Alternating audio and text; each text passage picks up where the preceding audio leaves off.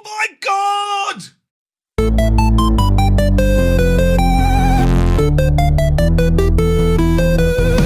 Dan and Dan with a gaming flair, pixel dreams and worlds to share, joystick tales and button cues.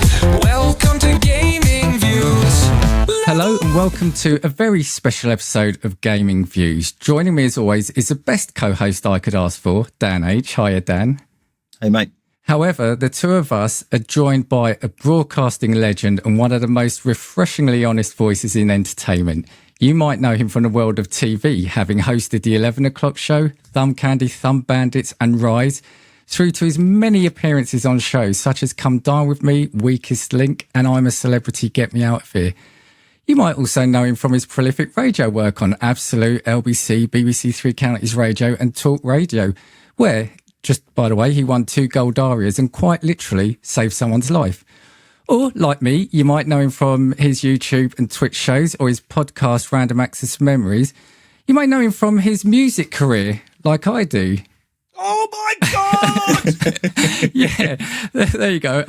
If it's on screen, you might know him from his music career. Oh my God. Or his hosting of An Evening with Kelsey Grammer. But what you might not know is that It's a true story, guys. Also a lifelong gamer with a soft spot for the golden age of pixels, cassette tapes and brutally hard platformers.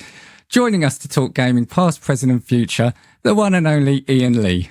Now, first of all, well done, because I've had to do those introductions in front of the guest. I've had to do it, and it is so weird. And so I did it.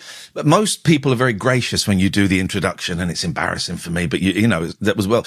I did it once. I was interviewing one of the Bros boys, Luke. I think it was Luke for Radio 4 for Loose Ends, and he sat opposite me, and I'd written this really what I thought was a very clever, beautiful, respectful introduction. And as I'm reading it, he turned to his manager, who was behind the glass, and went, "This is fucking shit." and it was a very awkward interview. So Dan, thank you. I didn't realise you're not just a fan. You're a fan. You've got the record that me and He's not stalker level yet. You've stayed on the call. You've stayed on the call. So. He's going to show me the tattoo in a minute on his back. No, I had to show the record because that was a perfect bit of audio committed to vinyl there. So yeah. Hopefully, yes, people out there, if you've got it, let us know. If anyone wants any, I've got 2 boxes of those buggers in the garage. So and also, and random, the Kelsey Grammer thing, which you hosted that night. So that was every now and then. You know, I've been doing this shit for about 30 years, and every now and then I find myself in the middle of a gig. I wake up and go, "How the hell did I get here?" And I was, for some reason, asked to host an evening with Kelsey Grammer at a West End theatre, and what was even weirder is at the end Kelsey Grammer brought out a birthday cake. Were you there? Yeah, I was there. Yeah, led the audience in singing "Happy Birthday" to me, and it was, probably 2018, maybe it's definitely before COVID. Very, very peculiar. That I liked him, and he liked me because I'd gone to the effort of reading his autobiography, and we met up for lunch. It's so strange. My life is not like this.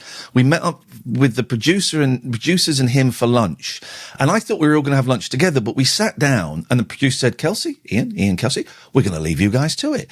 And suddenly I'm having lunch with Kelsey Grammer, and he liked me because straight away I went in and went, "So you got struck by lightning while you were riding a motorbike?" "Oh, you've actually read the book?" "Yes, I have." And we were in. That was a strange night. Yeah. No, it was a great night. But I think one thing from that introduction is what a varied career you've had. And of course, now I didn't mention it there, but you've got your counselling now. The one thing I wanted to ask, and this is going right back to the start, is with the 11 o'clock show, how did you have the courage or the balls to kind of go out on the street and do what you were doing? That's the kind of thing, because I couldn't imagine doing that. So I would have been 24 when it started, 25, and I would go out and do these Vox Pops. And do you know what I found? We're filming some new ones. Me and my friend Brian Hayes, we're filming some new ones. So I've been going through some of the old ones to remember how to do it and put them out as little bugs. And I have found One where we're on the streets of London and I've got a bomb and I'm asking people to defuse the bomb and they've got to cut the wire and I would go, boom! And they would push themselves. And there's one where I'm walking around hidden camera with a gun going up to people saying, can you just take this gun and bury it for me? And I showed my boys are 15 and 13 and I showed it to them and they think it's hilarious because they're all, a lot of their YouTubers do these pranks. I'm the OG, which means original gangster apparently. And they think it's hilarious. And they said, well, what would happen to you if you did that now? And I said, well, at the very best I would get tasered and more than likely I would be shot, no questions asked. So how did was I able to do it? I can tell you exactly how. I was terrified, full of fear. However, I knew that the end result was going to look good because I was working with some great directors, a guy called Andy Scott or a guy called James Bobin, and we would go out in the morning, spend an hour and a half, 2.5 hours filming it. They'd go off and edit it. I wouldn't see it until we did the show that night. And I just knew that I just knew they'd do a great job and we'd make something very, very funny. Most of the time it's very, very funny. So I was able to put myself through that embarrassment, that fear, because I knew the end result. And I got spat on. We must have done, I don't know, 250, 300 of those things. I don't know.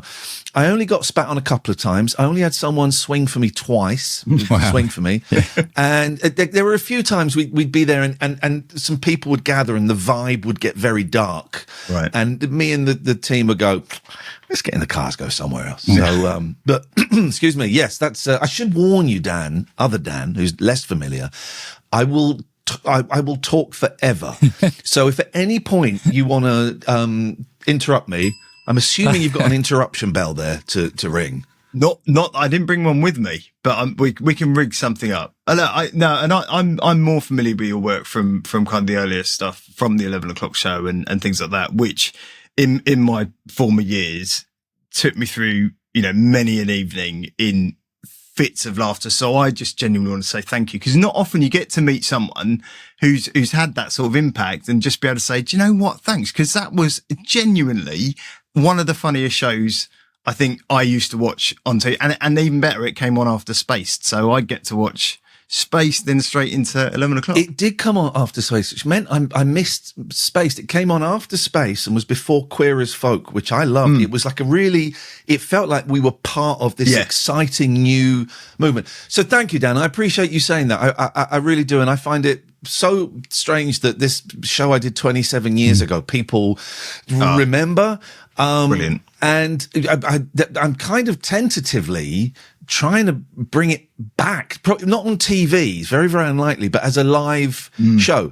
I'll say phenomenal. It now. Daisy and Sasha ain't going to be involved, right? Because there's, I have no idea where Daisy is, and I suspect she wouldn't want to, and Sasha ain't going to get involved. However, some of the other people that were involved with it, I think I could potentially persuade to do a little cameo. So that's kind of the plan that's percolating at the moment. Is 2026 to do Iain Lee's 11 o'clock show. That'd be incredible. And I think kind of something you alluded to, it would be the perfect mix now because, again, it feels like the 11 o'clock show is probably slightly ahead of its time when you look at what's happening on TikTok and Twitch, etc. nowadays. Yeah, I think so. And what was great about one of the things that was great is, so there were all these talent on there, all these comedians on there and actors that mainly people hadn't heard of. It was mainly unknowns. Occasionally someone would sneak in, but it was mainly unknowns. And how the hell did we score Ricky Gervais and Sacha Baron Cohen, right, in one show? They became two of the biggest comedy stars in the world, right? And on top of that, you had either appearing in it or writing in it. You had Mackenzie Crook. Jimmy Carr wrote for it and was the warm-up man in the studio. You had Robin Ince. You had Mitchell and Webb wrote for it. You had Charlie Brooker wrote for it. You had Alex Lowe, who's now touring as Clinton Baptiste. So Dom Jolly started in the 11 o'clock show before he did Trigger Happy TV. All of these people were in it. And it was... it was a wild ride, man. I wish phenomenal lineup though. Yeah, it's ridiculous, right? It's ridiculous, and you'll never. Never say never. It's unlikely you'd get that lucky getting such a high hit rate. Daisy was brilliant, So yeah, there was a lot of people involved in that. It was fun. It was fun, man. Yeah. I think the only problem now is satire's almost dead, isn't it? I mean, everyone's doing the satire unintentionally Real these world. days, wouldn't it? The real world. is just... But actually, this is I've started to come to the conclusion. This is more that there is a real important gap that needs to be filled by satire. I was saying I've been doing some Vox Pops. We went and filmed last Friday, and it's the first time I'd done them in years. I did one during COVID, actually, where we went to an anti-lockdown rally and I handed out face masks, right? And that kind of whetted the appetite. But we did some stuff in Harlow and Bishop Stortford last week, and it was about the migrant crisis, right? And it was to make racist dickheads look like racist dickheads, you know. And I'm going to be honest, Dan's, it was horrific. I came away from that. We got some very, very funny stuff, and we've got some arseholes looking. Am I allowed to swear on this? I should have. If you like. Yeah. Fucking brilliant.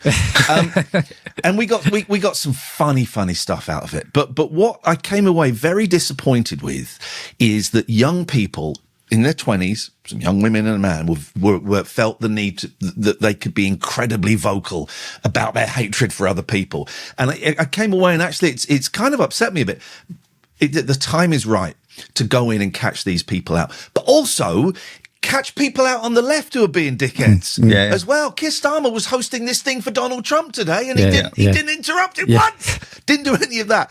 So what I would like to do is fucking get everybody, man. It's I politically, I don't even need to say where I am politically, but get everybody. And that's what the 11 o'clock show did. It wasn't, if you were an idiot and you did something bad, we were going to go for you, wherever you were on the spectrum. Yeah, and I think that's what is needed now. And, you know, to go back to kind of like your radio stuff. So when you're on talk radio, not that it was like that, but what I have said for a number of times, I think I've said it on here, I've said it on another pod I had, that for me anyway, I think the world is crying out for that genuine talk show kind of vibe that you had. And, you know, I think one of the big things on that show was you didn't want to have politics unless somebody was saying something genuine. And I think that's what we've lost now, is everything is just the same thing over and over. It's the sound bites, and almost like what social media is filling in.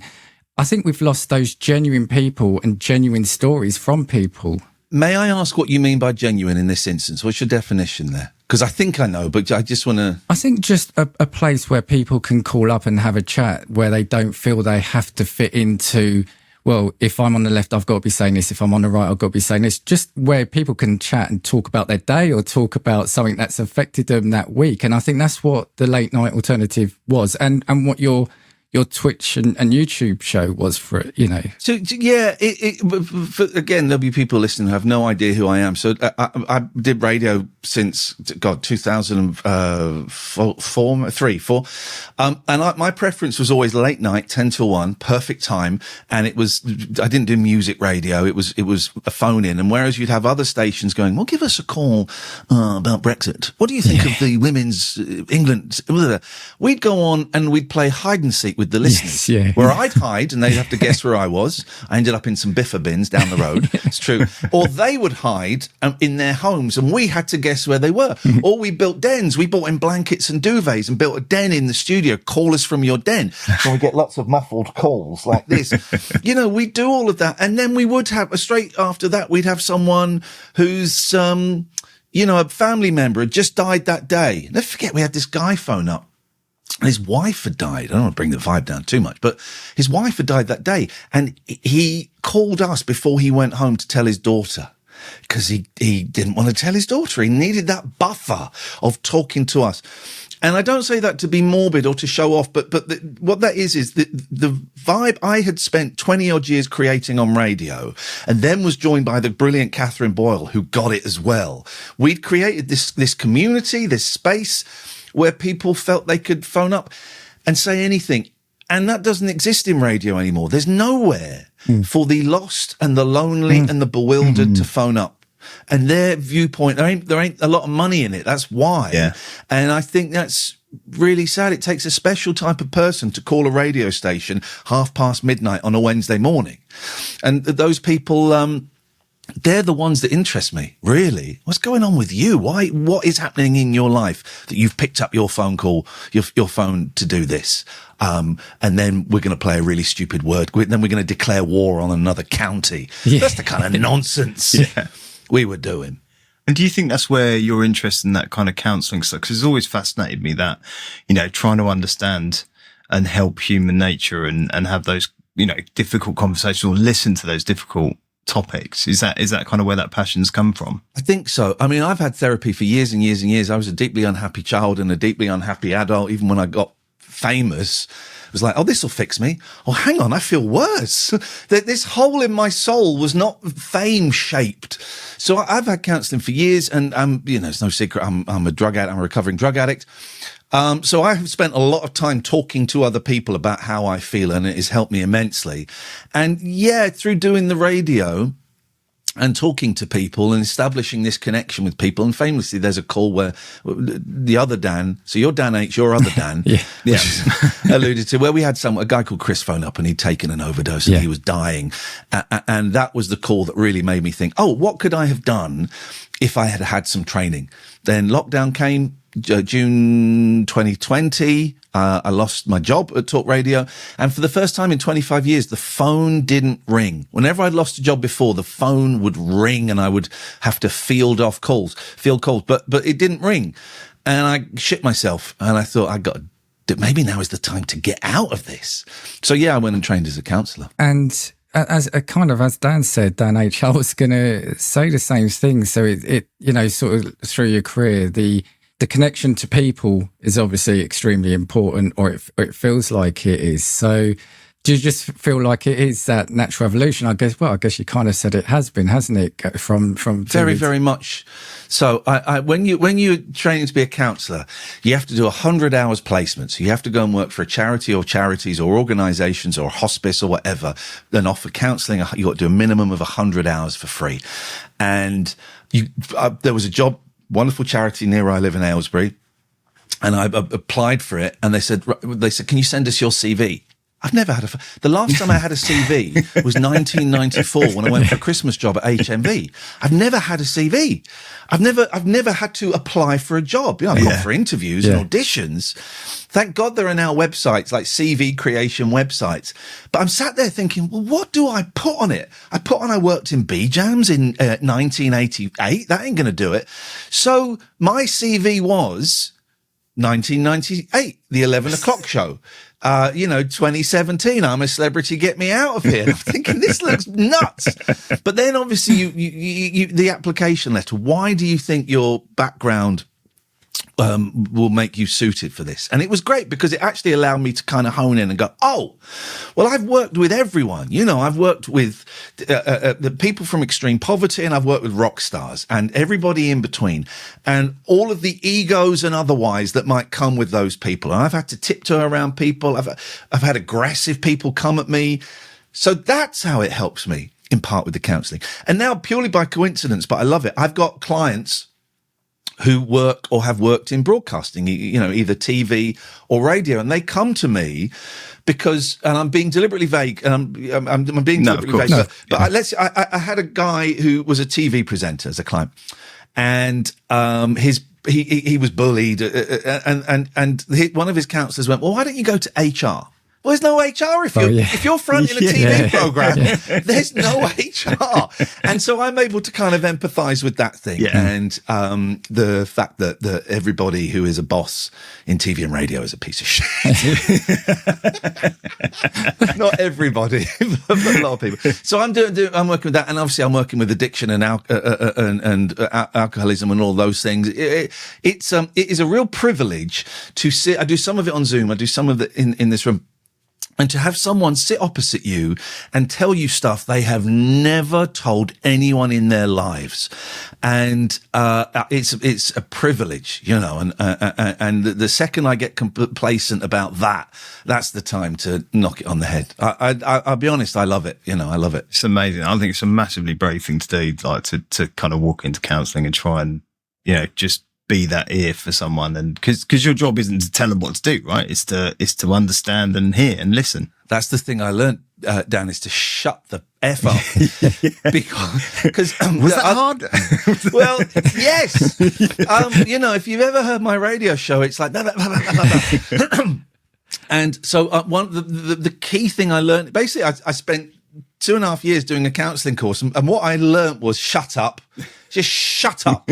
You're no one's interested in what you got to say. Be quiet and let the person opposite you speak. So that was a big thing to learn, but it's as you can tell, whenever I get the opportunity to not shut up and talk, hey, look, we're here to listen to you, right? That's the whole point of this. So don't you worry about that. I hope this isn't too depressing for everybody. I believe, not at all. I heard, I've read online this is a gaming podcast, and I'm not bringing No, we'll get to the that. vibe down. No, we'll get to it. No, we'll get to that. I mean, it is interesting, and it is absolutely valid, like both what you've said and Dan said about the ability to get people to open up and talk, because, and I'll say something, and this is going to sound really weird, but I wanted to call up your AJ show a couple of times just to take part, but I just found it so nerve-wracking to do it, and I didn't. Now, I did, I think, once on your Twitch show, but that's because I don't know why COVID, we all went, sort of everything was up there. Loopy, didn't we? But I guess what I'm trying to say is that, sometimes just speaking to someone, that's an incredibly, it's a personal, and can be, depending on what they're trying to say to you, intimate thing, right? And it, to just to open up. Here we go, Dan. Right. So do you remember what you called up about on the Patreon show or the Twitch show? Do you remember what you called up about? No. Do you remember what it was? It was a rabbit hole you did on YouTube. And do you know the funny thing? It stands out because somebody else was on the line. They dropped off, and I think it was a lady. I can't remember. She may have been called Sharon. You said, "Oh, we'll try get back." I came on screen. You said, "Well, that's not Sharon," and I thought, and that was it. I was like, well, Dan, Sharon, in that case, you can have your own little private show right now. All right, I'm going to give you 3 things. No, I'm going to give. This is great. I'm gifting you stuff, right? Yeah. I'm giving you 3 things, and these things you're going to own forever. And if you see anybody using these things, you can legally go up and charge them. First of all, you can own any band in the world, right? And you own them. So pick a band and they're going to be yours. Okay, well, Dan already, I think, knows what this is going to be. But we're going to say it, and they've just reformed, so I'm owning Oasis. What? You can have them. My God, you now own Oasis. You've tapped in at exactly the right time. They're making £100 million. Take 10% of 100 million. Was that 8 million? I don't know. Right. Oasis is yours. The thing is, though, we need colours are everywhere, and people take colours for granted. Give me a colour, and it's going to be yours, Dan. Other Dan, excuse me. Sorry to get Dan H excited. This is purely for you, other Dan. I'm gonna own blue, please.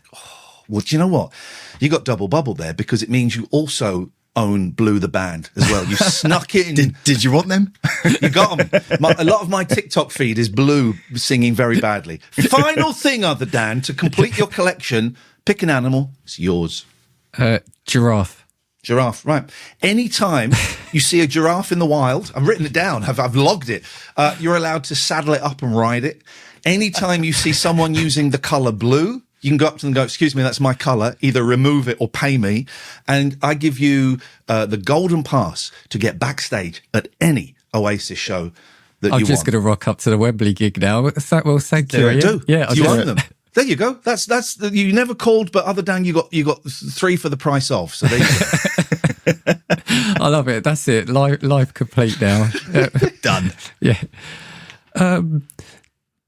Dan, any other questions for Mr. Lee before we move on? I'm just conscious. We did promise Iain to, plug. I hate using the word plug. Yeah, plug anything of your choosing. Or any number of things of your choice. I'm going to plug 2 things, right, that are slightly... Go and Google me, right? I mean, we can find out what I'm doing. Google me. The 2 things, we talked about, I'm filming some new Vox Pops with the potential to kind of make a new live 11 o'clock show. The new Vox Pops are being hosted on primarily TikTok, but also Instagram and YouTube. And it's not under my name. It's under the production company's name, which is 1911 TV. 19, the word, number 11 TV. So please go and have a look at those. And there may be some old people listening. I am now managing a band. I'm managing the Man from Del Monte, right? Who were my favourite band in late 80s. They used to be managed by John Ronson. I'm managing them now, which is wild. They're playing a gig December the 21st at the O2 Ritz in Manchester. Please go and buy tickets. There's the end of the plugs. Yeah, there you go. And we'll put links in. Go listen to that. Yeah, because that's I lied. We won't move on to the gaming just yet. Because that's the other thing, isn't it? Because you did also have like a record label for a bit, or you were publishing. Yeah, Yeah. me and my friend Glenn set up a record label. God, I hate to think how long ago, more than 10 years. And it was primarily for Monkeys releases. I was obsessed with the Monkeys. So we set this label up and I ended up working with the Monkeys, which was a thrill. I left that a few years ago. Glenn runs it and has taken it onto, the levels I could never imagine. But now I'm managing this band. They were my favorite indie band when I was a teenager. My first gig when I was 14. I have tricked them into reforming after 35 years. They've just recorded their first album. It sounds incredible. And I'm starting up another record label just to put their records out. Lucy Apple Records. So yeah, I'm having turns out I'm a band manager. I never thought that would How cool happen. is that? That's cool. It is cool. And I'm negotiating with people. Someone said, we want to give them this amount of money. I'm really sorry. We're not talking for any less than this amount of money. I'm doing all that. Wow. I'm having the time of my life. It's great. That's incredible. So it's funny how these things work out. But the Man from Del Monte, if you've never heard of them, go and listen to Water in My Eyes, or My Love is Like a Gift. Go and listen to those. And if those two songs don't catch you, then it's not the band for you. There you go. I'm making notes. Yeah. What a plug. And like I said, what a dream, right? Because Dan and I both said in the past that music has been incredibly important to us, as it is most people. But yeah, to have your own label, that'd be pretty cool, right, Dan? Mate, you own Oasis now. That's pretty cool. So you do win. own Whatever you Gallagher. think of the band, you own them. Right, yeah, we'll move on then on that point. Yeah. Right, so Iain, gaming, because again, that has always been, I think that's all been a big part of your life as well, isn't it? I think it's safe to say you've always been a fan of gaming, especially more now of the well, is it more retro? Have I been unfair to say you're more in the retro? No, it's kind of a bit of both. I would suggest it's more retro at the moment. Although yesterday I didn't know you could play games on Netflix, and the Happy Gilmore 98 golfing demo, which is on there. If anyone's into Happy Gilmore, which I love, and I haven't seen the new one yet, they've got a 10-minute demo game. It made me laugh so much. So go and play that. I'm kind of, or everything, retro and modern. I don't tend to play modern too much unless I'm playing a co-op game with my kids. We did Split Fiction not so long ago, which is one of. Dan H, you've played it, have you? Dan and I are actually playing it now for a review, so we'll be doing a review in a couple of weeks. May I ask, and I'm not going to give any spoilers, may I ask what level you're on, whereabouts you are? We look like Mega Man at the moment, don't we? We kind of shooting the red and blue. We're jumping up the coil with the circular things. Battle Angel Alita, it reminded me of when she's going up that. I know exactly the bit you mean. I don't live with my kids, right? I don't see them that often, not, because they're teenagers and they've got a life. They did their own thing, Yeah, they do. And so I was playing that with my 13-year-old, and he would phone me up saying, Daddy, can you're around to play some Split Fiction? And we play it every night, and it was so lovely because I couldn't do the parkour stuff, the obstacle course. And he was so patient with me. And then there's always a bit where someone's got to lift a platform and then you've got to jump on it. And we would just constantly kill each other. Oh, I'm sorry, I dropped the platform. Sorry. So I loved that. I have to say, the last 45 minutes of that game is the greatest bit of video game playing I've ever seen in my life. I don't know if you've read or seen anything about it. I'm certainly not going to say anything. The last 45 minutes, me and my boy Kim could not stop giggling, and I kept going, how have they done this? How is this possible in a video game? I loved it. Absolutely loved it. Yeah, it's phenomenal. We're having such a good time with it at the moment. And I don't think we're even halfway through it. But yeah, just the thing that Dan's got the same level of patience as your son, I think. Because I'm the one who just cocks everything up and dies constantly doing stuff. Unless it's flying, and Dan won't change the inverted controls. Just crashes into everything. Have you guys played A Way Out, the prison escape? I haven't. No, I have. Yeah. Who did you play it with other than? It was a guy I worked with at the time. Okay. Because I played it with my son when he was 10. And not the best parenting ever. He really wanted to play it. And I didn't really know it. I went, yeah, sure, okay, we'll play it.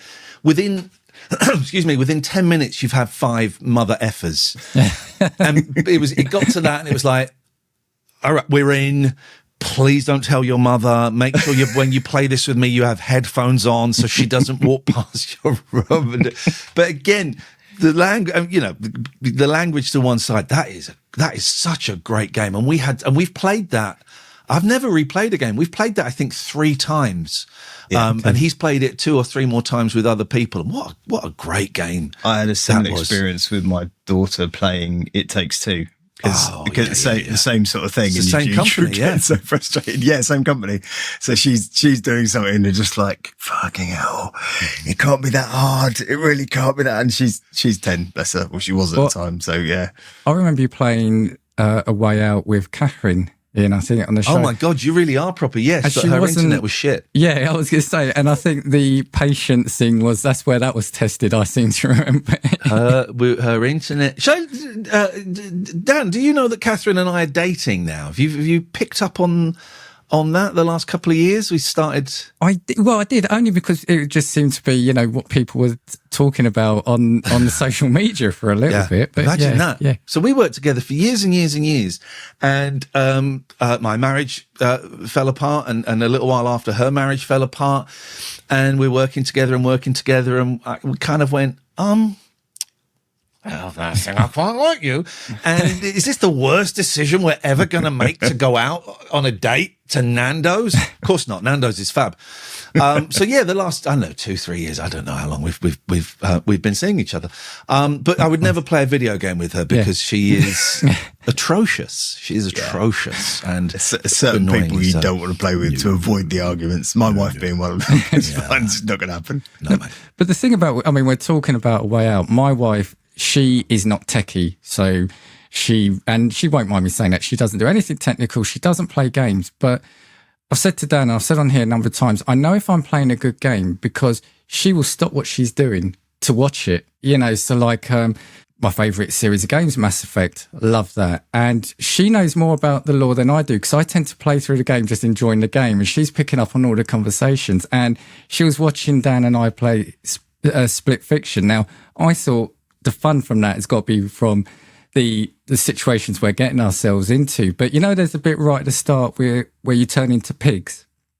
Oh, that's, she literally, she was laughing her head off at that. And I was thinking, this is what this hobby, this pastime of ours can do, is it can suck people into it who aren't normally attracted to that. All a man wants is for his partner to sit on the sofa, and every time you solve a puzzle in a game, go, well done, dear. That was great. Well done. That was great. You're very clever. Well, it also means I've got more scope to play it more often because it'll be, do you want to see what happens next in that game? And it's like, go on, let's stick the Xbox on then. It's research, Dan. It's research. Yeah, research. That's what everything is now. Research. It's all research. So if I was to ask the most cliched question then, if we're doing this to get us started, what would your earliest gaming memory be? So sort of platform or game? I can tell you we had a binatone, which I only discovered recently is pronounced binatone, apparently. It makes sense. Had one of those. It was this orange and black and metallic plastic thing, and you plug it in and you play all of these weird games that I'd never heard of, like hockey. And they had like these weird American... Anyway, and it was that. But even at that age, I thought, this is a bit rubbish, actually. My first gaming addiction was on a holiday to Spain when I was 9, 8, 7 maybe, and it was playing the Popeye game in this weird bar. Is this weird bar? The arcade game where you got to get the hearts and punch Brutus or Bluto, depending on how old you are. Yeah. And I remember playing that at 7 and I was obsessed with it. So that was the first obsession. And the first time games really came home was one night, I don't know, 82, maybe 81, 82. I can't remember exactly.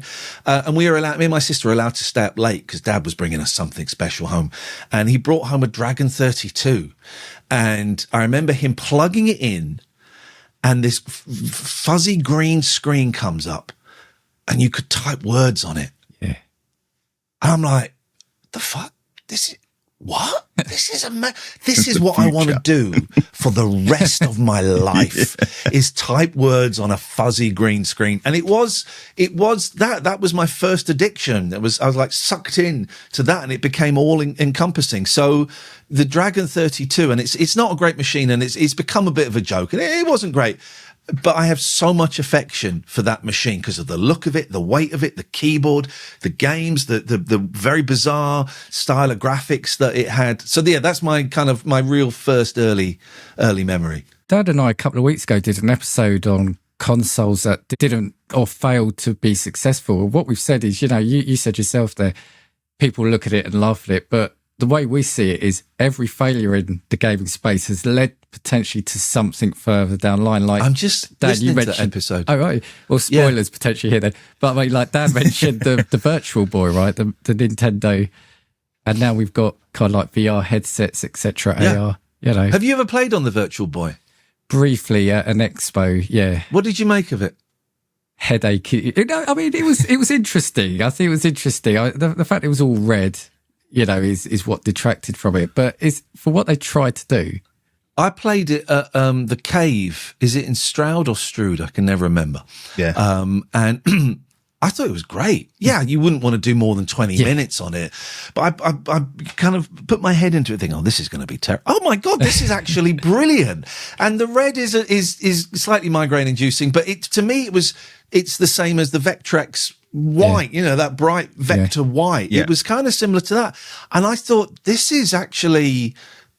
some of this stuff is beautiful. I believe the majority of the games were a bit ropey, but it looked good. But you're right. You can see the link from that to those massive VR headsets you'd wear at the Trocadero where you had to stand in a pod to Oculus 3. Yeah. It's that thing. And you're right. We learn more from our failures than we do from our successes. And the Virtual Boy, for me, kind of started to signal the end of Nintendo doing some really freaky shit.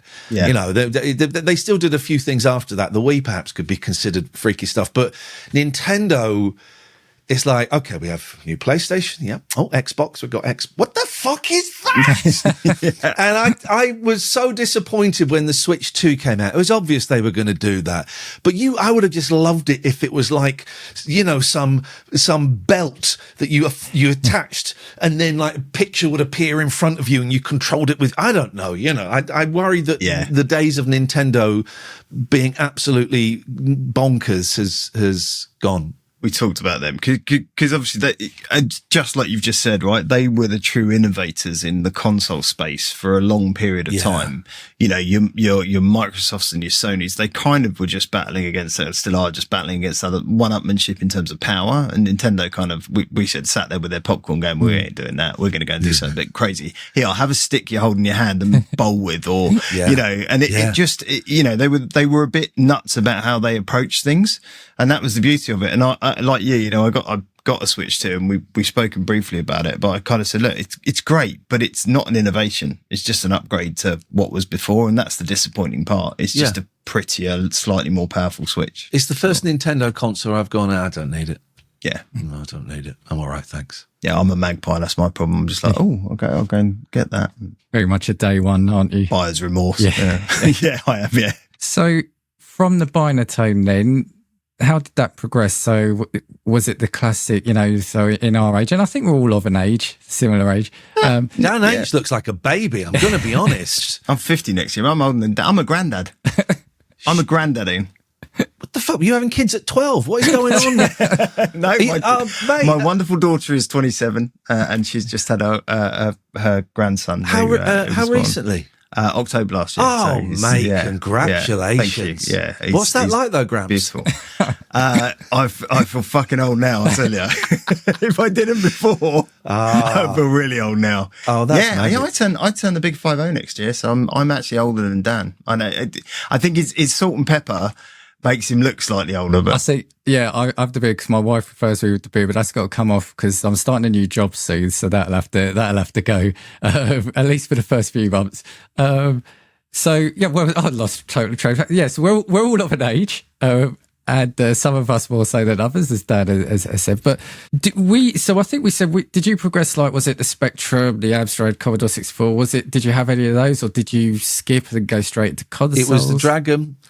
Then it was the BBC Micro because it was educational. But actually, I dug the BBC. I thought it was great. But I remember my parents going around to like Dixon's and other places to get the best deal. I remember going to Rumbelows in Maidenhead. And there was the vibe that they're going to pull the trigger tonight and we're going to come home. And we got a Dragon, we got the BBC, which I think was like 300 quid, 350, maybe even more actually. And we got 3 free games and one of the games was Daredevil Dennis. So the BBC, and I loved it. I never really wanted a Spectrum. If I'm honest, I did want a Commodore 64. I never really wanted a Spectrum. And I was for the most part happy with the BBC because that's what we had at school. And a lot of the other kids had it. So that became the hub for trading games. A friend had a Spectrum and it was all right. No one had a Commodore that I knew, so that was full of mystique. And then I stopped. Being into games. I don't quite know when, but I remember going to university and suddenly there's drugs and there's booze and there's, all kinds of shenanigans going on. And the BBC was where it stopped. And then a few years later, we went to a club. Imagine going to a club, Jesus Christ. And me and my girlfriend went back to her friend's house and they were talking. And there was a black box under the telly. And I'm looking at it. I said, "What's that black box?" She went, "Oh, it's a Saturn." It's a what? Sega Saturn. It's a Sega Saturn. I said, "What is it? Do you want to have a go?" "Yeah, fuck it, I'll go." And she put Wipeout on. And I had never seen anything like it. It was like, oh my God, because I had gone from a BBC, I was aware of Sonic, but I'd gone from a BBC, then suddenly the next game I'm playing is Wipeout on the Sega Saturn. Yeah. And it was like, holy this is, wow, we've reached this level. And I was back in at that point. Hooked. I was hooked, totally. And then I spent next 6 months, God, I've just made the connection. I spent the next 3-4 months doing exactly what my parents did with the BBC, was I went round looking for the best deal, but also weighing up, do I get a Saturn? Or do I get a PlayStation? I don't know. And we lost the video wars. We had a Betamax, so I'd lost there. I didn't want to back the wrong horse. So I spent ages going to different shops going, do I get a Saturn? Or do I get a PlayStation? Of course, everyone was pushing the Saturn because it wasn't selling. Yeah. And what swung it for me is I went to the HMV Superstore in Oxford Street, and the gaming department, and the Sega Saturn department was that big, and the PlayStation department was that big. It's like, okay, I think I got it now. And I got a PlayStation. That's game over. Game had just started. I was obsessed. Yeah. Yeah. PlayStation was legendary. We've talked about that before. It's just fantastic. What was the kind of game at that point? What was the game that kind of just made you go Wipeout? Wow! Wipeout. To playing it to the point where you would close your eyes in bed and it'll be you'd see why the tracks would burn onto your retina. And so you close your eyes, you couldn't sleep, and you'd have dreams about it. And then we weren't working, we were getting housing benefit, we're signing on, we had a dealer, everything was great, and so you get up at 8 and you play Wipeout until 2 a.m. and you go to bed and you get up and it was that. So Wipeout was, and I still think even that first Wipeout is, the version on the Saturn was a bit janky, but it was still magnificent. And I love the Wipeouts. I can't play it on VR because I get motion sick, unfortunately. But that first Wipeout is still one of the games on the PS1, the PlayStation, that I could sit and play for hours. It still totally stands up. Yeah, for me it was originally it was Tony Hawk's Pro Skater. Same thing. You just all the time you go to sleep seeing it in your brain, and then wake up going, I could go and do that. And then it was SSX Tricky, which is a similar sort of thing. But SSX Tricky on the GameCube, that was another obsession. Just mad. I loved that. I was living with the partner, and I was doing TV, and it was a period when I didn't have that much work, so I would just play SSX Tricky all day. And I'd go, Tess, come and look at this score. And she'd sit down, I swear to God, she wasn't very gamey. She'd sit down, she'd play it once and beat my score and go, there you go. And SSX Tricky, every time I boot up my GameCube or my Mister, and I go, right, let's try something different. Let me just play SSX Tricky once. And I'm back in. It again, that is a phenomenal game. And for me, it's good. the GameCube version is the definitive for me. But that's a phenomenal. It's tricky to rock the rapids, tricky. It's tricky. So good.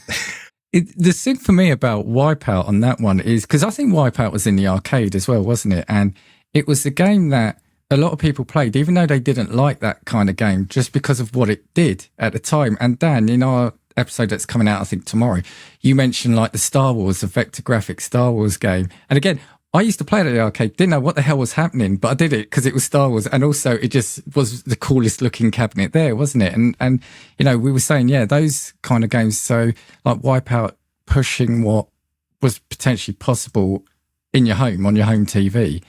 And SSX Tricky making games cool in the soundtrack, right? Like, you know, sort of licensed soundtrack. I didn't know Wipeout was an arcade game as well. I wasn't really. I think one version of it was, I think. Okay, I mean, it makes sense that's what you do, but that's how PlayStation won the war, and how they destroyed the Dreamcast, and how they're winning the war now. You ain't getting another Microsoft machine again. You'll get something with an Xbox label on, but it won't be. It'll be a PC. Everything's an Xbox these days. Everything's an Xbox. Even I was going to say something vulgar. Is an Xbox. Yeah, my dick is an Xbox. You know, you can cut all this stuff out. It won't be fun. But that's how they won, by making it really cool, by putting it in clubs. I say I was going to clubs, you know, and imagine the scenario: you're in a club and you've taken a load of drugs, and suddenly there's this psychedelic, hyper fast game with all of this incredibly cool music. Yeah. Yes. Yeah. You know that, and they did that. They were so canny. Because they had Orbital and Chemical Brothers, and all of that was all and on if you're the soundtrack. off your mash and you sure, I'll play this, you know, gurning away for 2 hours. They won the war, and they will always win the war. Nintendo is a separate thing. They're having their own battle with themselves. They're not part of that. But yeah, that's why we're not going to get another Xbox. You know, the PlayStation 6 is going to be. That is good. You know, they won it. With Wipeout. Yeah, their marketing and what you said before, their marketing and branding department has just always been on point. They've just always known, you know, what's happened in the consciousness of the population or wherever they're trying to deploy, and they just kind of go, right, we're going after that. And like you say, clubbing and associating that with, you know, and they didn't care. You know, it was like, whether it's related to drugs, I don't really care. I'm just gonna, you know, we're gonna plug it in there and go for it. You know, they're brilliant. Is there anything you go back to today from your childhood to play and go, even from a nostalgia trip? I mean, I always go back. I say to Dan, I always go back to kind of Zelda: A Link to the Past. I kind of always go and play that. You know, is there anything you pick up and still play? Do you know what? I'm going to have to play SS Tricky after this. I've got to set the Mister up I've been looking for an excuse to set the Mister up in the living room, so I'll do that. Pac-Man. Pac-Man is the perfect video game. Is that because you beat the creator at playing Pac-Man? Be honest. Well, I don't know if I played against him, but I was lucky enough, you know, to go to Japan and meet Shigeru Miyamoto and meet the Pac-Man guy, Toru Iwatani. I think he's Pac-Man. He's not Space Invaders. I don't know. Anyway. And I just think Pac-Man is perfect because you go to it, and even now it's like, where's the button? Where's the fight? There isn't. You got a stick, and that is it. I don't. By the way, I don't believe that nonsense about he was having a pizza and went, "Oh, Pac-Man." I don't believe that for a second. That's a cute line that Namco came up with. No, Pac-Man is. I could. You know, I can play Pac-Man anytime. I love it. And I'm not great at it, but my boys think I'm a legend because I can sometimes get to scream 5. And they're like, how do you do that? Your dad's got some skills, you know. Dad's the king of Pac-Man. So that is the one. And also you can kind of, I just still think when was Pac-Man? 82 maybe? It looks beautiful. Because it's like you're talking about the Star Wars vector graphics. Vector graphics are timeless, and you load up something like that, you go, "This is stunning," you know. Yeah. And it's the same for Pac-Man. It looks beautiful. That neon blue, that bright yellow, the color of those ghosts, the noise. So Pac-Man is my go-to. Well, it kind of has it all, doesn't it? It's very simple. You can put someone in front of it who probably hasn't played it for games, and you know you'll pick it up quite quickly. And like you said, you've got that the turn the tables on the ghost when you pick up the power pill, etc. You mentioned your kids a couple of times. Have you tried getting them? Well, you said they watch play Pac-Man, but do they like the proper retro games, as in what I mean by that, like the ancient games? Have you got them onto that? Do they like that? We go to, we haven't been for a while actually, but there's one of those retro arcades, Pixel Bunker, I think it is, in Milton Keynes. And the people that run it are so delightful. Sounding sarcastic, sorry. No, they are delightful. They're so delightful. And I've taken the kids there a few times, and it's really fascinating. Alex, my 15-year-old, goes straight to Donkey Kong. He will, in the same way that I can fixate on Pac-Man, he fixates on Donkey Kong. He loves it, and he's great at it. And it's so weird seeing my son, who's taller than me, playing Donkey Kong. And Kim will go and play everything, and we'll go and play a bit of Time Crisis together. We'll go and play a bit of House of the Dead. He really likes the co-op games. And so we'll do that. So they love it. I know Alex got into Chucky Egg for a bit. We play Chucky Egg. Oh, do you know what I need? I think I played this with them ages ago, and next time they come over, I'm going to set this up. I think they would love Choo Choo Rocket on the Dreamcast, which is, I don't know if you guys have ever played it. It's insanely fast. Yeah. It's totally Japanese, and you could play it online back in the day. And I think my boys would love Choo Choo Rocket once they get the hang of it. So yeah, they do. And they've both got, I think, or Kim has certainly got, those little quarter arcade cabs. Yeah. He's got one, and Alex has got the Pac-Man one actually. So they've both got them. So yeah, they love it. They love that stuff. What's your kind of view on modern gaming? Because like your heart's clearly in kind of that retro space, and talking about your childhood and the kind of not even consoles but home computers that you played on and then kind of skipped. But what's your view on modern gaming and where it's at the moment? Oh, and people listening, I'm a 52-year-old boring dad, all right? So I'm going to have a different opinion to what my kids. I think it's stagnant. I think this generation has been a scam. I don't think anyone is taking. Not many people are taking risks with bringing out different games. It's the whole franchise thing. And I get it. They sell a lot. It's where the money is. The awful stuff we've seen with particularly Microsoft, Sony as well, but Microsoft, where they buy up all of these companies. Then last month, did they fire 6,000 people or something? Since the beginning of last year, I think they fired about 25,000 people. And it's like now, if you go and buy a car, you're not buying a car, you're buying a finance package. That's what they're selling you. And it feels like that's what the Microsoft and Sony have done, is they're buying numbers opposed to talent.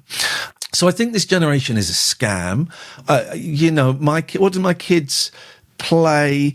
It's Fortnite and Minecraft, primarily. Fortnite and Minecraft, which are brilliant games. But there are some great games, of course there are. And if you were to say, what's the best console in the world? Well, it's the PlayStation 5, obviously. It's not necessarily my favorite, but it's the best because it can do everything. What really was the difference between the PlayStation 5 and the PlayStation 4? What was the difference? Not a lot. I mean, well, I can't remember what the stat was when we first started talking about this, but I think it was like 70% of PlayStation owners still play a PS4. Is that true? That's fascinating. Yeah, because the leap was not as significant in terms of technology, in terms of innovation, in terms of, everything you can get on the PlayStation. I mean, even the great games that are on there, like Spider-Man and Last of Us 2, and, they're all on the PS4. Yeah. And you're kind of like, well, for another 500 quid, I get a slightly shinier graphic. It's kind of like, what was the point of doing it? Yeah. Yeah. I totally get what you're saying. And even Dan and I now find recently we're going back to some of the, not back to maybe, but a lot of the more indie developers who are doing the true innovation and creating different, games that are not just another Call of Duty or another GTA or another, because they're all just the same. Or Ubisoft, who just seem to do collect-em-ups, and you just go, I can climb a tower and find something and go and get something. And it all feels a bit samey. So we can't. And that's why I corrected myself. That I said all, but it is some. Yeah, sure. I'm really looking forward to GTA 6. But everything else that's come out so far, I can't see the difference. Literally, I can't see the difference between 30 FPS and 60 FPS and 100 FPS. I can't. Once I get to sort of 1080p, I can't see beyond that. I couldn't tell you the difference between that and 4K. And I wonder if there must be other people who suffer from that. But it's I bought the PlayStation 5 during lockdown, actually. So I remember going very sneakily to some bloke's house, and we're like, is anyone watching me come in? All of that stuff. But I don't, 5 years later, is it, I suppose? It's like, well, what? I don't get what the difference is. Yeah. And it looks awful. It's a horrendous looking machine. It's certainly a lump in it. It's so ugly, the monolith, But again, I say all of that with I am a 52-year-old man, and I'm certainly not saying games were better in my day. They weren't. They weren't better in my day. I have more affection for them, but they weren't better. The machines now are incredible. But I feel it's the emperor's new clothes, and I think we've all been sucked in a bit. But, I agree. And this is what we've said on here a number of times as well. And that the cruel irony of life is that when you're younger and have got all the time in the world to play games, you can't afford them. And then as you get older, you haven't got the time. And as Dan alluded to, most games now they're making, I feel like bloated, or they've got to be 80 hours long. And I think for me, we've lost some of that pick up and play element, which is what some of the indie developers are doing. In the end, I tend to go back to game. I will play the same game. It doesn't matter if I've played it 100 times. If I've enjoyed it, I'll play it. And sometimes someone will say, what are you playing? And I'm like, the original Mass Effect. Why? There's newer games out since then. It's because it's something I enjoy. And like you said, you can guarantee every year you're going to get the new FIFA, the new Call of Duty, the new Far Cry or Assassin's Creed will be out. And it's like, after a while, I used to love those games. But even me, now I'm like, There's there's interesting you say about the hours. There's another gaming podcast called The Computer Game Show. It's hosted by a bunch of drunk losers. I mean, just terrible human beings. I don't remember their name. One's called James, I think. And they were talking about a game, Kingdom Come Deliverance 2. Oh, yeah. And I'm listening, going, "Well, this sounds fucking amazing. This is right." And it's 120 hours long. I'm not even going to start it because that's such a daunting number. Yeah. I tell you what I played recently, and I played it on my Steam Deck because I worked out how to get emulators on there. ICO on I think it was PlayStation, PlayStation 2, one of those. And it's this beautiful little puzzle game. And it took me, I think, 5.5 hours. First game I've completed in a long time, and the puzzles are not that difficult. And I would sit and play, and 6 hours, I think. 6 hours is doable. That's manageable, 120? Yeah, and that doesn't include side missions? What are you talking about? Why would you do that? Why would you make it that? It's ridiculous. It's the precursor to Shadow of the Colossus, isn't it? It is. And I just started Shadow of the Colossus, but I don't think I'm good. Is it just going around killing those big giant rocks? Yeah, the puzzle is in how you climb up. How you. I don't think I started it, and I thought, I don't think this is for me, but it's beautiful. But Ico, you're holding the hand of this young girl and helping her around, and the story, I didn't expect to cry at the end of the story. Yeah. It's a great game, man. It's a great game. He's done a third one as well, hasn't he, in the same vein. But you have a monster companion rather than a princess, and it's similar, but it was more comparable to Ico than Shadow of the Colossus. Oh, okay, I'll have some of that. I'll check that out. I'll have to dig them out. I can ping it over to you. But yeah, that was supposed to be really good. I didn't play that one. So you've clearly got a PlayStation 5. Yeah. Probably gathering dust by the sound of it. Yeah. You've got a Steam Deck. Yes. Any other consoles I got in around the the house? Xbox. Is it Series S? Is that what? I didn't get the X. The white one. I got that. I got a shed load of retro ones that I don't know. I got my Game & Watch Donkey Kong 2. Nice. Don't tell Dan about Game & Watch. We'll be around nicking it. I love Donkey Kong 2. I love. You can't quite see it. And I got shed load of those Chinese retro things because there was a company. What were they called? this Chinese, and I kept writing to them saying, "Hi, my name's Iain Lee. I'm a television presenter in the UK, and I've got 100,000 followers on TikTok, Twitter. I'd love to review your console." And they'd send me these Ambonix and these Go Pal Kiddie things, and they're all great. And I would I'd make a little 30-second video going, "Yeah, this is wicked. That's the next thing, Dan. That's the next thing. Do it. I'll give you the name of the company, because all you got to do is say we get 10,000 downloads a month. Well, I ain't gonna look. They'll send it to you. You know, I'll send you their details.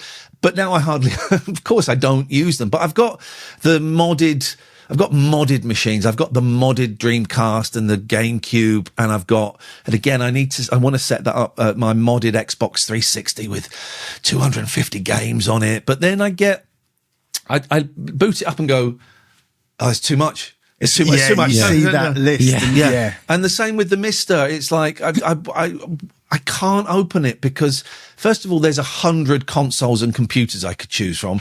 Then there's 1,000 games within that. Yeah. I can't do it. It's too much. So I just sit and cry. That's what I do. Think I'm a failure. Sit in a corner, something. Sit in a corner, cry, and think I'm a failure. Is there anything you go back to regularly, or play, you know, to chill out or wind down, or? Is there anything I play regularly to chill out or wind down? I haven't done it for a while, but I used to like playing COD multiplayer. Okay. Because I could switch off. Yeah. You know, and I would like running around for an hour shooting people, getting the shit shot out of me. But I haven't done that for a while. Do you know what? I haven't really played games for a while. I'm very excited. I've just ordered, Atari have released a new watch. Right. And it's got Missile Command on it. It's got Pong. It's got a couple of other games on it. And you could only get it, they didn't deliver it outside of the UK. So some guy, I tried, sure, some bloke on Blue Sky went, "I'll get it for you in. Send me the money." I was like, "Yeah, sure, why not?" So I just sent him 150 quid. But so I've got that coming. I'm looking forward to that. But no, I tell you what I'm playing at the moment. The greatest game of all time. It's a little game. I don't know if you guys heard it, called chess. And I, being ADHD, every now and then I will have a spend up thinking this is going to be the thing that's going to change my life. And it comes and I never use it. But I'm using this. I bought this, treat myself to this very, very expensive chess board called Chess Up 2. And you can connect it to the chess.com app. And now me and my 15-year-old, every night before bed, one of us will phone the other one up saying, do you want a chess.com? And we'll play a game of chess. But it connects to chess.com. So I can sit at the chessboard and I can make my move and it will show up on his phone. He makes his move on his phone and the lights will light up on here so I can move his piece. I love it, man. I love it. It's beautiful. I really have got to play with it a lot so far it's cost me about 60 quid a game. So I need to play a bit more to get those odds down. So that's what I'm playing, actually. It's a slightly cheat answer, but that's what I'm playing to kind of chill before I go to bed. And the thing about that is when I hear things like that, where that's how tech should be used nowadays. Do you know what I mean? It's where, everyone says, well, tech is all the same, or we've got as far as we can. It's when you hear stories like that so you can play chess with your son as if he was sitting there. And I think that's the beauty of tech. Yeah. So, chess isn't for me. Beautiful blend, isn't it, of kind of the old and the new kind of game. And then I've got him on WhatsApp telling me I'm rubbish at chess and I'm a loser, rip unk, all of that. So I'm skibbity at chess, all of that stuff. But yeah, that for me is that's where it's at the moment. On modern side of things still. So I know, and again, I don't know why you say, because you said it on the radio show. I remember there was a period where, your son or your sons were obsessed with, was it Dan TDM? So, gaming now has obviously gone into the online side of things. So you've got esports, you've got people that sit and watch YouTubers and things for hours. What's your view on that? Because it's an amazing thing, isn't it? That gaming that was seen as a preserve of you in your house or in front of your TV is now kind of gone worldwide with almost like a sports franchise as well. Yeah. Well, it is.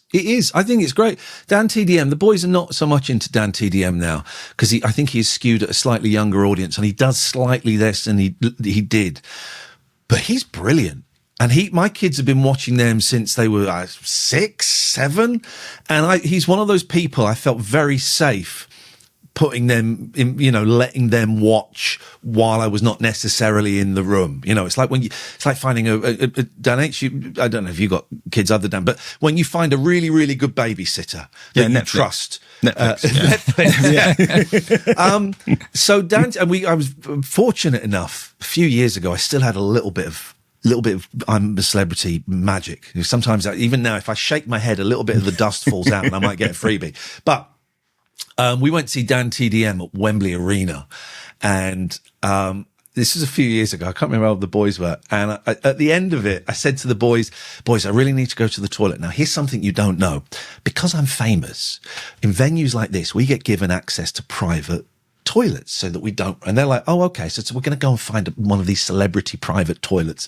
And it involved us, I had a fob, so it involved us going past security, going through these people, going up these stairs, being led to this room by this young lady. And we walked into this bar, and over there is James Buckley from The In-Betweeners. There's Charlie Brooker. Wow. There, all of this. And I said, right, so this is where celebrities are allowed to go. I'm just going to go and use the toilet. And we're there. I said, it's my friend James. I'm going to go because I know James Buckley a bit. And I said, let's go and talk to James. And the boys are like, can we go now? I said, no, I just want to talk to my friend James. And then suddenly, someone walks in and goes, ladies and gentlemen, Dan TDM. And Dan walked in, and my boys' faces, oh my God, they still talk about it now. That must have been 6 years ago. They still talk about it as one of the greatest, because they didn't know that I'd managed to pull this off. And we got to go and meet Dan TDM and have a chat with him. And they got their pictures taken with him. And, very, very they still talk about that. Their face, ladies and gentlemen, Dan TDM. Whoa! So Dan is great. I think a lot of the YouTubers are great.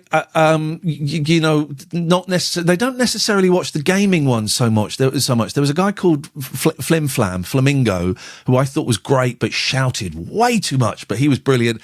So they watch people like FaZe Rug, who goes on ghost hunts and does really lame pranks on his family. I'm gonna hide under mum and dad's bed. Okay, right. Of course. Well, anyway. Bam Margera used to do that better. Sorry? Bam Margera. He punched me once. Is it? Let's not talk about him. Is it? I think it was Bam. Yeah, he punched me in the stomach on live TV once. So I've got. I don't like that. It's true. Horrible. Anyway, cut down. It's fine. It was 20 years ago. I'm not bitter. So they tend. I don't think that there was Craner. And Jelly and a few people like that, they tend not to watch the gaming one so much now. They watch Mr. Beast, whatever you think of him ethically, his videos are astounding, absolutely astounding. The stuff that man makes, morally, I don't know, but the videos are amazing. They watch him. Nico Milana, we absolutely love. He's a pranker, and he's very, very special at what he does. See, at least your kids do that. My kids think I'm too old to want to even know this stuff. I'm in the middle of this kind of two ends of a spectrum where my wife thinks the kids shouldn't be on a screen at all very much. And they're the ones who want to be on a screen, but they want to be watching people playing games on a screen. And I'm in the middle going, no. Why don't you go and play the game rather than watching someone else play the game? My brain can't make that connection between watching someone else play a game and getting enjoyment from it. Took me a while to get it, but then it's like, I'm not a sports person, but it's like watching football. We'll turn it off and go and play it, go up to the field and play football. Well, no, I'm watching this. And I do think it's the same phenomenon. It can be difficult for people, let's say over 40 to, one of you said it is esports. It's sport. Watching people play Fortnite is a sport now. And I think a lot of kids use media now I've got two screens. So they will have a YouTube on here. How do they have three screens going at the same time. So they'll have the game they're playing here, they'll have YouTube here, and they might have a friend on WhatsApp or some music on their phone. I wish I'd had that when I was 12 and 13, when my ADHD brain was screaming at me, because I think I know I would have been more productive. That's how I work now. Not with counselling clients. That would be terrible. Imagine that. three of them at a time. It would be terrible, wouldn't it? But if I have to write something, as I'm sometimes asked to, or if I have to edit a podcast, I'll have two or three things on because my brain can function better like that. It's just different. You know, in the same way my mum would tell me off for lying on the floor like that. Don't sit too close to the telly. You know, when... you may not remember this. You're just a little bit young. I'm 52, but telly would stop in the afternoon. Yeah, that 4 o'clock telly would stop for 2 hours. You had the image that came up with the little girl with the.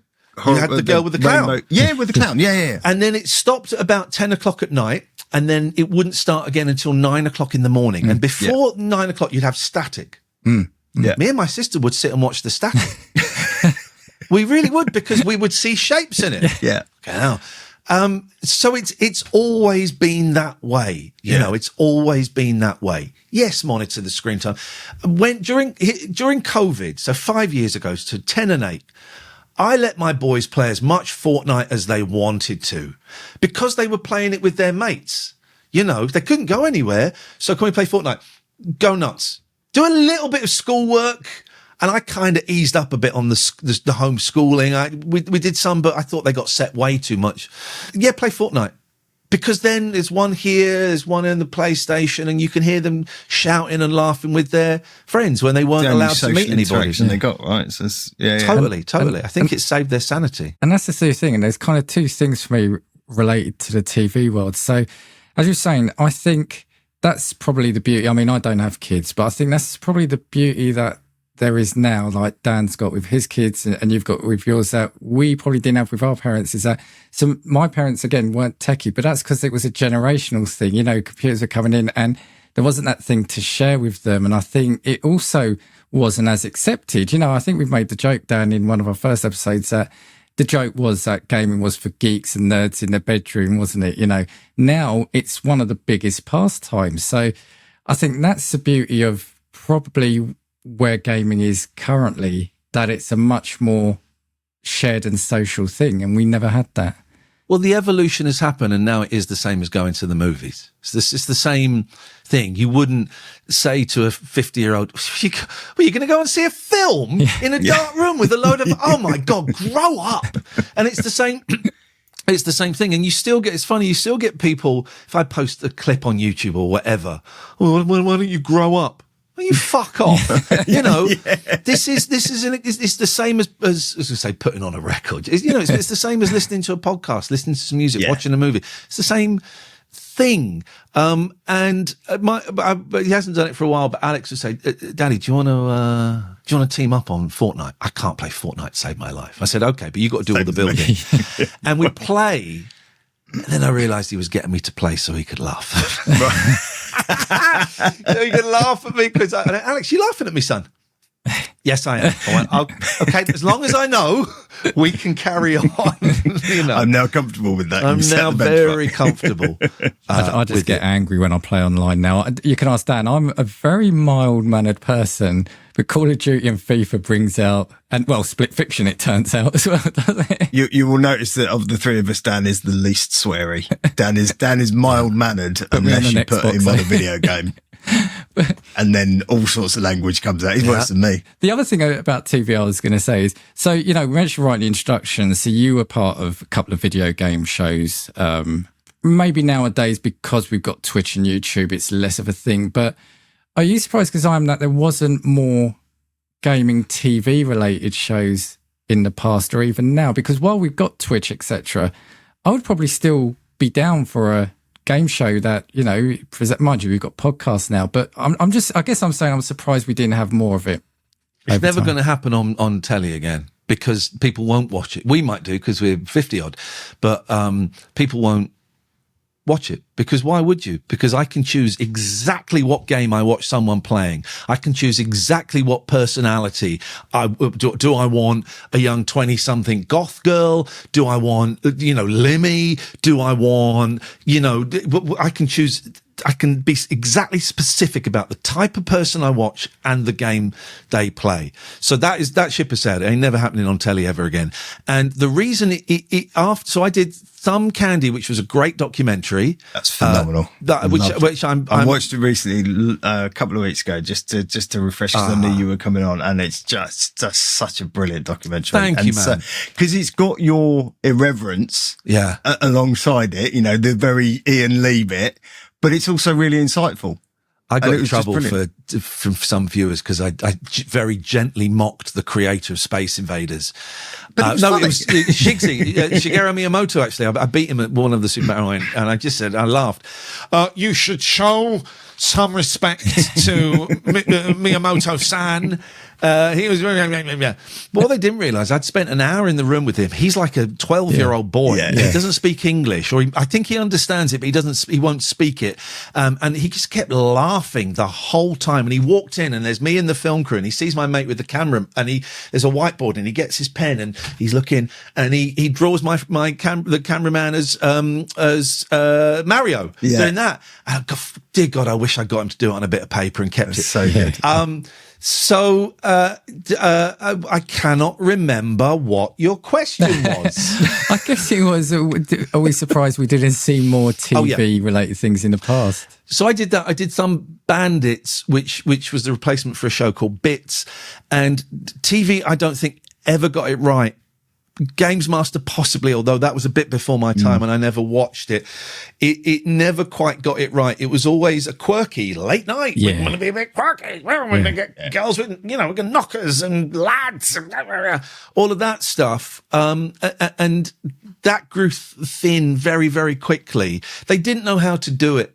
They didn't know how to do it. And what I think they would have needed was like Top Gear, the original Top Gear, for games. I don't know.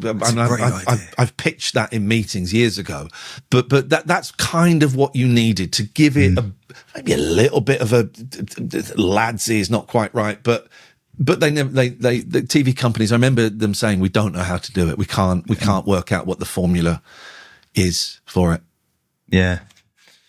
Oh, I guess as we said, we don't need it now.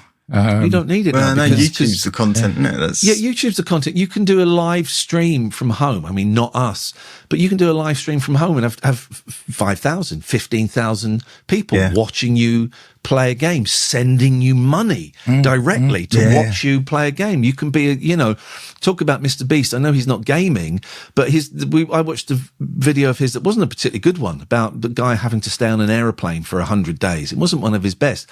I watched it a week after it had gone up 70 million views, and there are gamers who are having similar numbers. If you imagine that, you make a video of you playing a game, 1 million people watch it. Yeah. That's a lot of money. Yeah. It's, so why, I remember if you've not heard of Nico Omilana, go and watch him, man. He's so good. And some of his stuff is very, very silly, and some of it is very important. He meets the most racist man in America.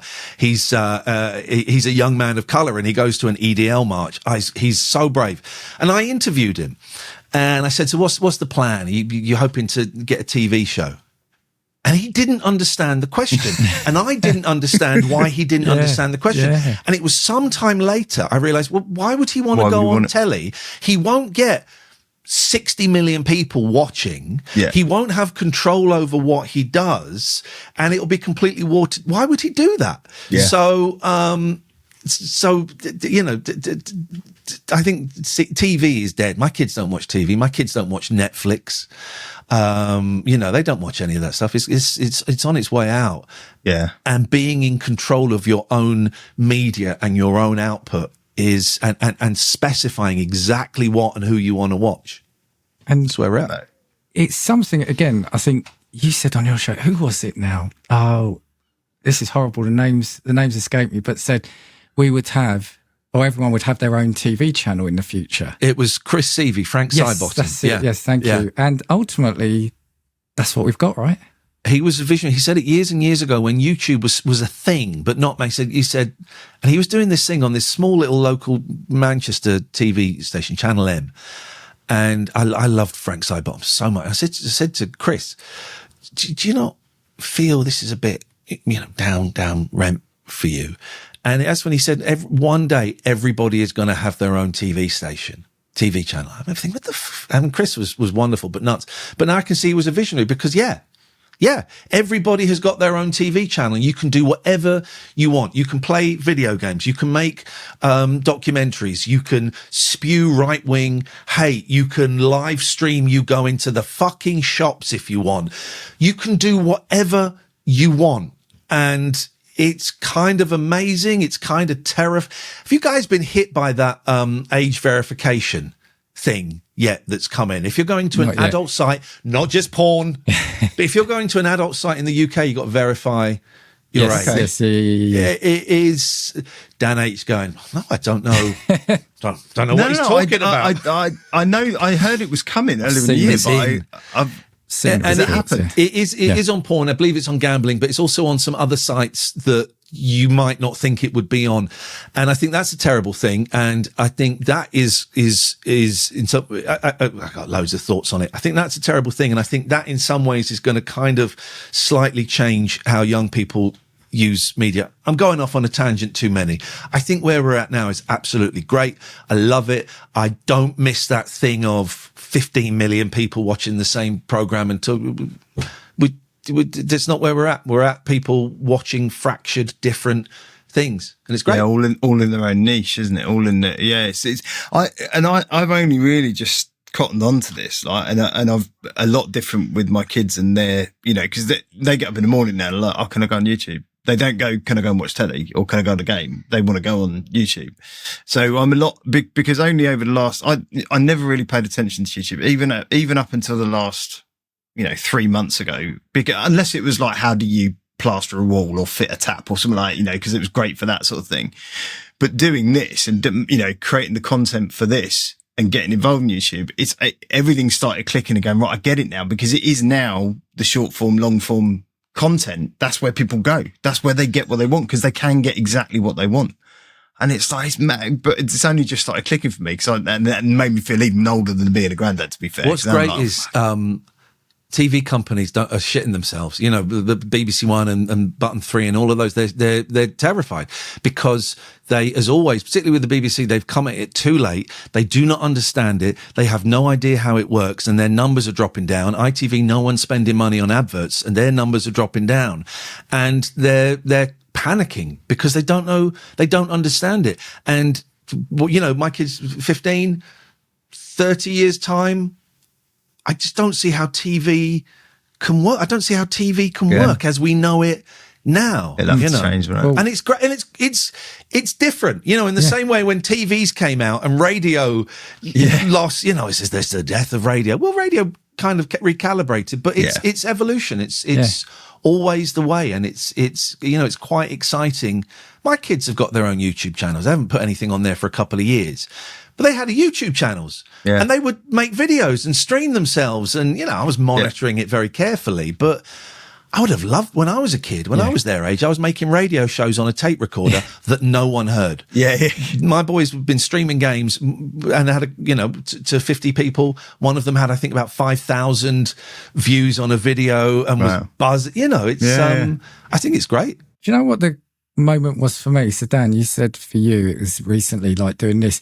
It was during COVID for me, because I just got the TV just became a zone for like, it's conspiracies, this and that, and look, it wasn't a happy time, right? So I found myself shunning TV, and there's only so many times I could watch Brooklyn Nine-Nine and things like that. So I retreated more to the radio, but also that's kind of when I found channels on YouTube like Ashen, etc. And I found, and Ian, it's what you were saying, that you can now find the programming, for want of a better term, or entertainment that appeals directly to you, and you can watch that non-stop. So I don't have to look at, here's a blast from the past, look at the TV guys for when my favourite show is going to be on TV. You've got it on demand when you want it. And it was COVID. And kind of since then, regular TV has almost gone out the window in that sense for me. I don't watch it. The only time I'll watch regular telly is when Catherine comes round and we've got an hour before a show or something, and we'll put on Four in a Bed or Place in the Sun to laugh at it and to have something kind of on, and we'll laugh at it. But I can't. imagine going, shit, it's 9 o'clock. That film's on. The film, Yes. started. Yeah. What? that seems, and that's only a few years ago, and that seems so alien to us now. We cut the cord last year. Was it last year? I think we ditched Sky and literally just have Freeview now on the telly. And the last thing we watched was Infinity War was on the Avengers movie was on BBC, and the girls hadn't seen it and they wanted to sit and watch. My girls wanted to sit and watch it, so we sat and watched that as a family. But I can't think of a time we ever watched a terrestrial channel because you don't need to. You go, I can have what I want when I want. Which is madness. Jump in and out of being a Netflix. I've rejoined Netflix because Happy Gilmore 2 is out, although I could watch it on the dodgy box actually. But Netflix now is like going to Blockbusters at 9 o'clock on a Saturday night. All the good stuff's gone. What can I watch that isn't totally shit? Is a bit shit, but is totally. It's Netflix is this'll do. This'll do. That's what we said last night, wasn't it, Dan? I think. Just whatever. But if Netflix are listening and want to sponsor us, we're here. Not a sponsor campaign. And it's the same with and Netflix. It is. We'll sit for 45 minutes on a Saturday flicking through. I nearly said, I know I sound like an old man. They've started putting adverts on Amazon Prime. I've paid for Amazon Prime. Don't then say if you pay a bit more, you can watch this without an advert, because that will drive me to the dodgy box. I will go and stream it on BTV or something like that. Anyway. The other thing with Netflix is I don't want it judging me, my TV. Like when you've watched it for so long, it says, you've been watching this a long time. Are you still watching this? Yes, I am. How dare you? Don't judge me. I've got nothing else going on. Catherine has two young daughters who are 13 and 16, and they would sometimes log into my Amazon Prime or my YouTube thing, and it would totally F up my algorithm. So my YouTube, and if you don't know these names, please don't Google them. It will ruin your life. My YouTube is now Norris Nuts. Don't Google them. They're awful. This Australian family. Hey, Biggie. And my Prime is all Hunger Games, Wicked, or all of that kind of stuff. So you got to be careful. But first thing I do is set up individual profiles. No, you play over there. Don't come near mine. God, completely off topic. Yeah. Well, on that, Dan, is there anything more specific gaming you want to ask Ian, or should we do our quickfire? I think let's do a quickfire round for it. I'm going to have a swig of water. This sounds tough. No. We just sort before we kind of finish up the pod, we've got a few questions quickfire, just a few fun ones. So, Sonic or Mario? Sonic. SNES or Genesis? What's the Genesis? You mean Mega Drive? How dare you? We just did the Mega Drive. You? What is this? A Mega Drive, please. Sorry, Famicom or Genesis? Genesis. Mega Drive.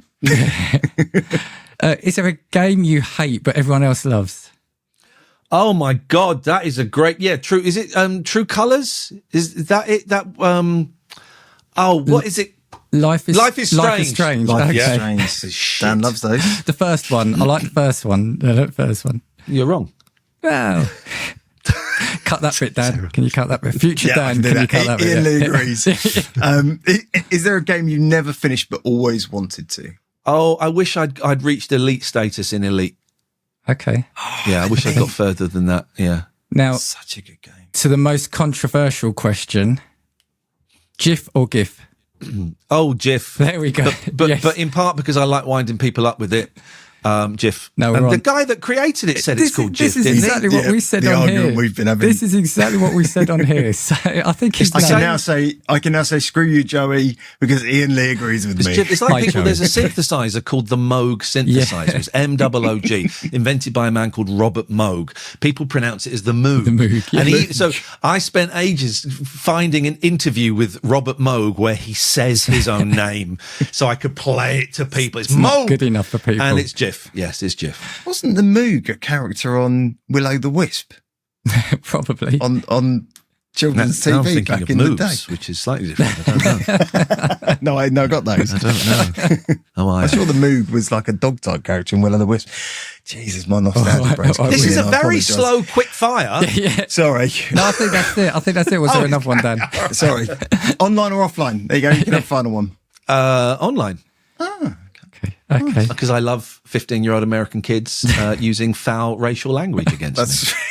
That's what you get. That's what you're what you signing get. up for. That's what you get. Just to be bullied by children. Right. Look, Iain, thank you so much for coming on and giving us so much of your time. My pleasure. I've had a lot of fun. Thank you. Just want to sort of shout or sort of talk about the things you said at the start, the two things you want to push. Where can we find you? What can we see you on? I interviewed a comedian a couple of years ago for Radio 4. And I said, so where can people find it? You expecting them to go, where's my website? And they went, just Google me. It's like, oh yeah. So just Google me and you will find everything you need to know and some stuff you probably don't need to know about me as well. And buy tickets to the Man from Del Monte. Man from Del Monte, O2 Ritz in Manchester, December 21st. Yes, please buy tickets. They got a new album coming out. Thank you very much. There you go. Brilliant. Amazing. Dan, anything from you? No, just a huge thank you. And you've been a gentleman and a scholar. And honestly, thank you for being so open and brilliant on this pod. I mean, I know we've gone off at weird tangents and spent about a third of it talking about gaming, but it all counts. You've been an absolute star. Thank you so much. First of all, I'm really grateful you asked. I'm always grateful people get in touch, whether I do an interview or not. I'm always grateful when people ask, and it's nice to be remembered. And you said some nice things about some of my work, which is, I'm kind of getting to that age where I'm looking back with nostalgia at stuff I've done. So it's nice that you enjoyed it. Thank you. Thank you for letting me come on, and best of luck with this podcast. Thank you very much. And yeah, I guess all that's left to say is catch us next week for another episode of Gaming Views.